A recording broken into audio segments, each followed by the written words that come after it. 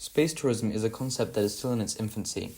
This video will cover the history of space tourism, recent and current progress, the future of space tourism, and some examples in science fiction due to its largely theoretical nature. The beginning of space tourism could be traced back to the space race, but real development didn't start until the 1980s. On the 12th of April 1981, the first crewed space shuttle was launched as part of NASA's Space Transportation System and Space Shuttle program. The flight was designated the name STS-1. The reusable shuttle completed another launch in November 1981 and three more in 1982. In 1983, a 72-passenger cabin was proposed, with each passenger getting windows that provided a view and seats in different configurations. The Space Shuttle Challenger was introduced and launched on the 4th of April as part of STS-6. The following year, President Ronald Reagan directed NASA to begin work on what would eventually become the International Space Station. Charles D. Walker was the first non-government astronaut to fly as a payload specialist on mission STS-41D, the first launch of the Discovery space shuttle. A 1985 presentation to the National Space Society stated that, although flights would cost $1 to $1.5 million per passenger without government subsidy, within 15 years, 30,000 people a year would pay $25,000 each to fly in space on a new spacecraft.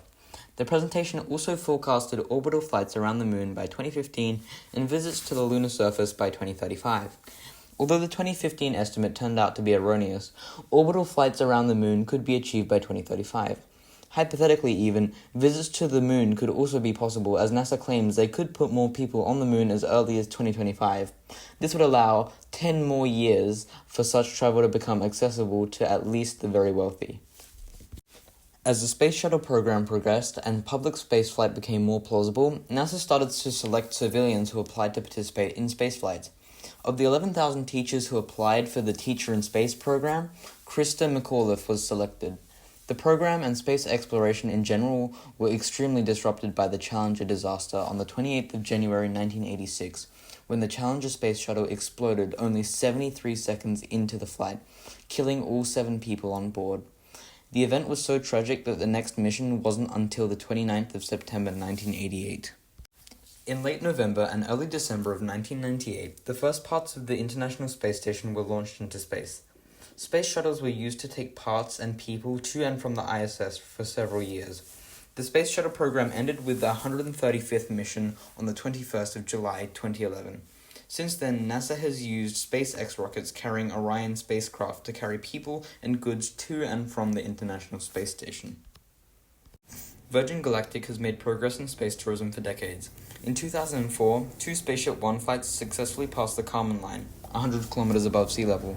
They carried no passengers but were designed to do so, with the extra weight being added to the shuttle to compensate for the absence of passengers. On the 22nd of February 2019, the 11th of July 2021, and the 25th of May 2023, flights with passengers were all successful. The current line of commercial space missions started with Galactic 1 on the 29th of June 2023, carrying members of the Italian Air Force. Flights Galactic 2 through 5 have all been successful, the most recent of which, Galactic 5, was launched on the 2nd of November 2023. So far, Galactic flights have not passed the Kármán line. Aside from its collaboration with NASA, SpaceX has also had successful launches in the past few years, a notable one being the Inspiration 4, the first space flight to carry only private astronauts in September 21. Jeff Bezos' Blue Origin has had similar missions, one of which carrying Bezos himself and 3 other passengers, including veteran aviator Wally Funk, who became the oldest woman to go to space. There are also plans for the near future. Orbital Reef is a project planned for commercial activities in space. Run by Blue Origin and Sierra Space, it is planned to launch in 2027, but the project may get cancelled due to some internal corporate conflicts. NASA and the European Space Agency plan to build and launch space stations to replace the International Space Station in time for its descent to Earth in 2031. Some of these stations may be used for space tourism. Theoretically, decades or centuries from now, a space station could be the equivalent of a gas station on the way to tourist locations or even a transit system. If the Moon or other planets in the solar system are colonized, they will most likely become or contain tourist locations.